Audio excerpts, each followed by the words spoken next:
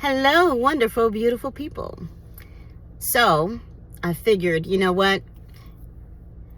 Maybe you already saw Money Management 101, part 1, but this is part 2.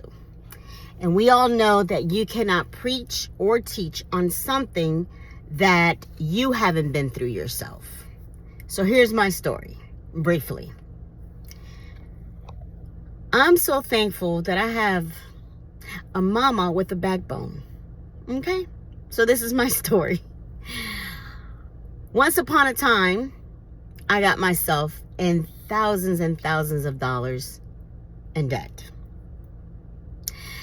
At a very young age, your girl here, I always worked for my money. I was always independent in that regard. But there was once upon a time where I thought I was grown, but I got myself in debt. And the way it accumulated quickly was on a credit card with a high interest rate. And I wasn't making too much money, so I called my mama. Now, my parents, they've always taught me to respect money, to stay out of debt. And they were always gracious in blessing me and spoiling me. But this time, oh yeah, this time, when I called my mama, Mommy, she says, figure it out. You ain't getting 1 cent from me. Click. I figured it out. And I'm going to tell you something.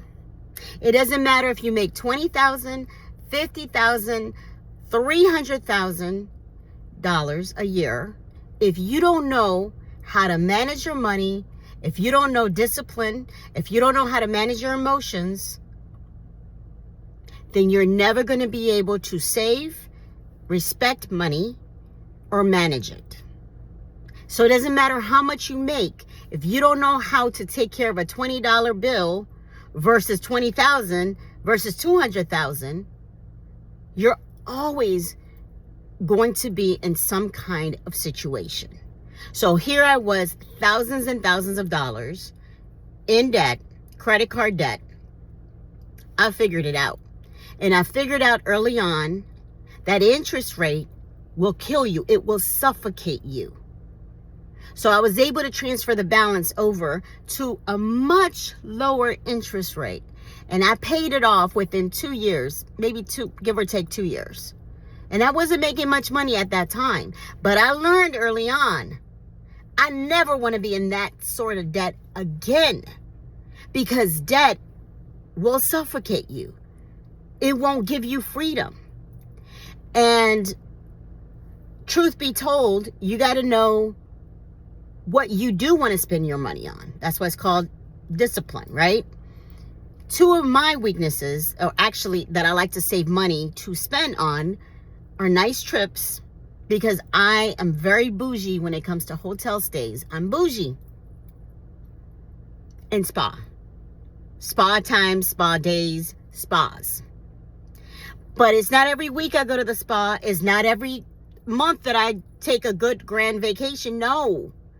I have to pull back and I have to wait. I have to save and I have to budget for that pleasure of going to a beautiful place, staying at a 5-star hotel. But I have to budget. But I learned early on, thanks to my mama and my daddy, parents, that is a tip for you. Do not spoil your kids. Let them learn the hard way. And if you don't know or you don't understand how to manage money or respect, talk to people who actually do know how to manage money. Get tips from them. I'm more than happy to share not wealth, but you know what I mean? To share the wealth of knowledge. That's what I mean. The wealth of knowledge. You know, I've helped people. I've given people advice on their money and how to manage it. I've done that with people. I've done that for people. Okay? And I like to share the wealth that I know with others because it's been shared with me. And I've had to have, restraint, like on what I want to buy, on what I want to do. I've had to be disciplined. So I hope you take this with a grain of salt and understand that I will not be sharing this if I haven't gone through it myself. Be blessed.